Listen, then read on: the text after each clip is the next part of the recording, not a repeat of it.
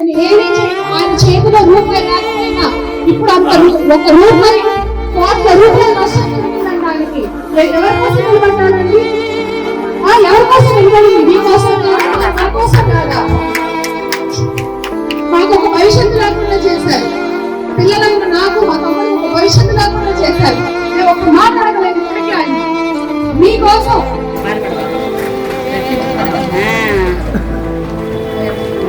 అయినా కూడా మీరు భారత ప్రభుత్వం ఏం చేయలేదండి.